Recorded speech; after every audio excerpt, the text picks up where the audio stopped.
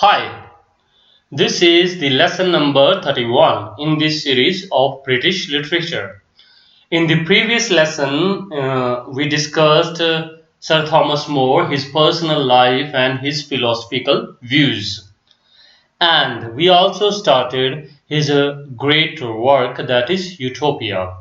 We discussed several things, especially the part 1 of that work, because that work is contained in two books. And I have mentioned there that this work is written purely in Latin and later it was translated. So in book 1, we discussed, okay, I'm just giving you just a quick recap of the main things that we were introduced to the famous character of Raphael Hythlodas and his talks with the writer Sir Thomas More. So he's presenting us the ideal city, ideal state or place you can call, that is island, in fact, that is utopia, where things are so perfect, a perfect example of socialism, communism, and you see that everything is fine, no corruption, and he is also bringing some flaws. He is pointing towards some flaws of the English society, especially of the royal court. So there are so much problems with the kings, as they are always always going for the wars and monies. They are not going for the philosophies, especially as the theory is given by Plato, that Plato says that king should be a philosopher. But here we see that most of the English kings, they are not going for any philosophical views. They are just going for the corruption, money, acquiring lands, that's it. So now we are beginning the book second. So in book second, we see the structure of this ideal land, utopia. And how it begins, that utopian government, so that island, so the government of that place functions, how it functions, how the structure is divided. So Hythlodas gives us the brief introduction to all these things. The island has 54 cities. Okay, these are some factual things, maybe not too important to remember. There are 54 cities and all have basic structure and their own language and law. Ireland has a 15-mile wide channel.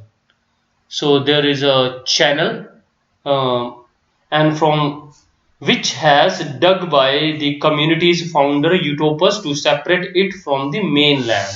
So channel means like a canal or any source of water. So that this channel is producing separation between the mainland and the other lands. So each city, now we are talking about the cities. Each city has four parts. The capital city, the name of the capital city is Amuroth. So okay, again point to remember, Amuroth is located and it is in the center of the Crescent Island. Crescent, this is a very special word. You see moon and the shape of the moon, half, not half, even 1/4, that is the shape of the moon. This is called as the crescent. You see in the flag of Pakistan, and that is crescent. Okay, so the center of this crescent island. So this island must be having that crescent shape like a moon. So each city has not more than 6,000 households. So in a city there are at maximum 6,000 families or households, and each family have 10 to 16 adults, and 32 households are grouped together to elect a suffraganates. Okay, so some of the typical names and some of the factual things, maybe again I say that maybe not too much important, but just I am giving you just a description that 6,000 households, fine, and then we have in every family 10 to 16 adults. These figures may variate if you find on other sources, and 32 households, when there is a means a group of 32 households, and they are supposed to elect a member type of things, and the name of that is Sipho-Grantus. Sipho-Grantus. And another word is for this, Philarchus. Philarchus. Every 10 Sipho-Grantus elect Treniborans. Treniborus. So these two are again some typical names, and for Treniborus there is another term, that is Proto-Philarichus. Proto-Philarichus. So like a member sort of things, a junior member and then senior member, such a things. And 200 Sipho-Grantis. 200 Sipho-Grantis elect a prince in the secret through the method of secret balloting. So we have ballot paper, such things. So with that method they elect their prince. The prince stays for life unless he is deposed or removed for suspicion of tyranny. So the prince serves throughout the life, prince or king, whatever you take him, and he is removed only if he is a tyrant, or he is charged with some sort of a corruption. Otherwise the prince ruled throughout his life. So this is a typical structure of that land. 6,000 households, then there is a group formed of 32 households, and they elect Sipho-Grantus, and then every 10 Sipho-Grantus elect a Treniborus, and with the 200 Sipho-Grantus they elect a prince. So some of the things just to mug up. I won't say that these things to remember, just mug up these things. Now then about the functioning of these places. Each year three representatives from each city meet in Emirate to make island wide policies for policy making, and as we have parliament sitting twice or thrice in a year, so similar sort of, so some of the representatives meet in the main city, that is center city. This is, one should remember, Emirate. And city is surrounded by thick wall. Streets are well planned for traffic ease. Okay, in that time, what would be the assumption by Sir Thomas More? How much or what sort of traffic at that time? Okay, only horses and these carts. And so everything was well planned, not just the political structure, but also the building structure, the streets and buildings. Buildings are well maintained, as every house has a door at the back and at the front. So every house has a door from at the front, at the rear part as well, and there is no locking. So it is the ideal society. So this is the perfect example of a socialism, that there is no locking. So one must not have any private property. So there is no provision of hoarding money or anything. Even there is no concept of money in this. So money is not there like we have. So there is no locking, no private property, and every house has 3-story building, and it is made of bricks, and all people work both on farming and other crafts. So people are engaged in farming, agriculture and other works, and everyone works only 6 hours a day. So working hours are fixed, and 6 hours everyone supposed to work. We are talking about the adults. Now about the slaves. Slaves, it's the old tradition, the kings used to have slaves. So how the slaves come in this ideal society and what is done to them? So now we discuss about these slaves. So first, no slaves are brought. These slaves are such people who did critical or big crime, who were killed in the other country. So especially there is no provision of keeping slaves for making exploitation of them. First, this is the point. If if someone is taking shelter in this place, in this utopia, so then if someone was charged for a crime in other country and he is taking shelter in this country, in this utopia, then they are kept as a slave, but they are not harshly treated. They are given proper shelter, and they are means not harshly treated as they were in. We see that slaves are always having handcuffs and they are chained, so such things are not there. And sometimes in battles as well, people who are captured by the utopians in the battles. Okay, there may be battles, so this is also one point, may not internal battles, but maybe the utopian government, they are going for the battle against the other countries. If they are going, then whoever is from the opponent's side, they are captured and then they are kept as slaves, but they are not harshly treated. They are provided well respect and well work, and also good things to feed them, and their children are not slaves. If they have captured some slaves, their children are treated as proper citizens. They are not brought into the slaveries. So this is about the concept of the slavery in utopian city or state. Then about the concept of marriage. 18 is the minimum age for the women and 22 is the minimum age for man. But no premarital sex is allowed. So any relation, any sexual relation between man and woman before the marriage is not allowed at all. And if someone is getting or someone is caught that they are having such a relation, they are forbidden to marry at all throughout the life. So there are some certain and tough conditions, and divorce is allowed only in case of adultery. If someone's life partner is having adultery or extramarital relationship, then divorce is allowed.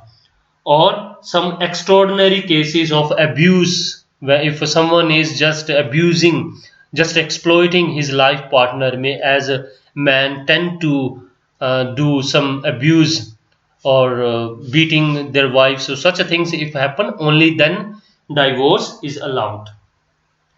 Adulterers, whoever is doing adultery, they are condemned to be slave. So slave can be from these crimes or these corruptions as well if someone is doing. And every household has 2 slaves. So there are 2 servants or slaves, you can take them. There are no lawyers.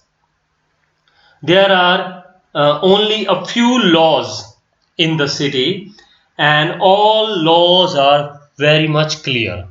In ideal state, it is the perfect sign that if all laws are well clear to the people.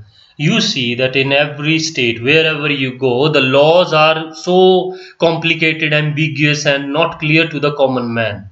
So this is the problem with all states. But Thomas More says that the more perfect a land or a state can be if it has far too much clarity in their law system.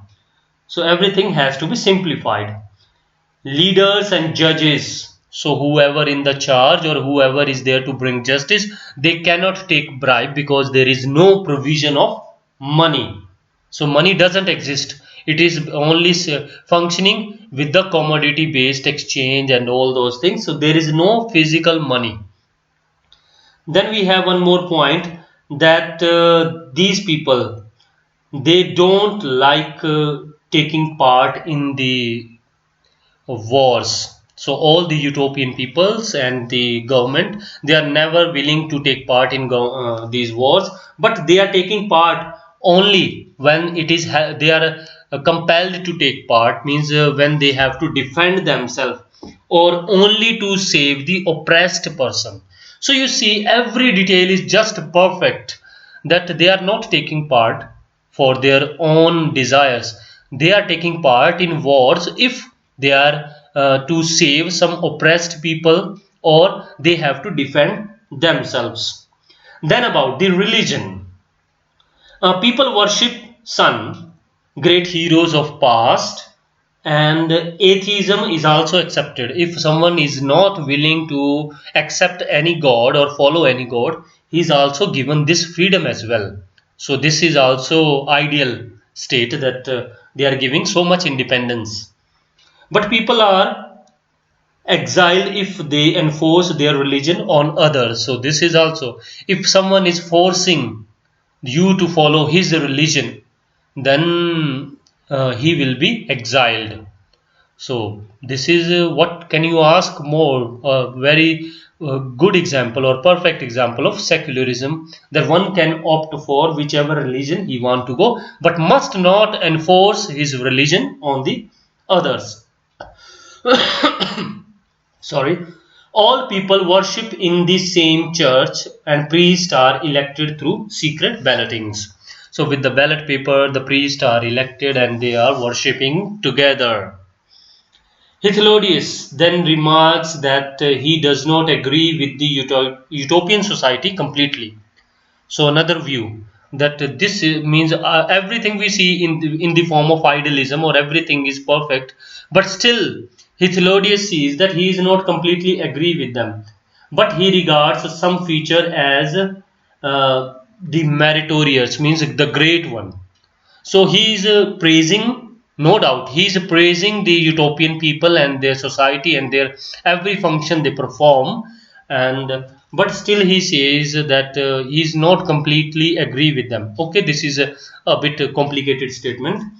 Then we have several points from the UGC NET previous year questions. So before going into that, I just quickly try to wind up the things with the brief summary that we have just talked about the structure. There are means political structure which I just expressed in the beginning, and then about the slaves, the concept of the slaves. So whatever, if someone asks you about slave, if you have any good opinion about the slaves, how it should be, so you will see that these things are reflecting in utopia. If someone asks you about their religion, whatever ideal views you have about religion, you will see these views are reflecting in utopia. So similar with the marriage. So whatever you imagine, that good marriage and all these things, you find reflecting in the utopian society.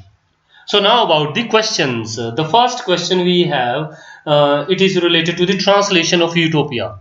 So this work, Utopia, is translated into English in the year 1551. Utopian believes in a single infinite power. So this is about a religion, that there is a single infinite power in the form of sun, moon or other planetary worships. So like the pagans had the gods like sun, mountain. So similar sort of things they have as to worship. And then we have one more point. There are two first person narrations. So this is about the structure of this work, that how it is narrated. So there are two first person narrations, one by Sir Thomas More. In the book 1 we mostly see that everything goes with the opinion or with the narration by Sir Thomas More, and in the book 2 mostly, because everything we see explained in this book 2 is explained by Raphael Hythlodaeus. So we have two first person narrations, one by the Sir Thomas More and the second one by the by Raphael Hythlodaeus, the character. And one more question. All citizens work in farm for 2 years, then they take vacation.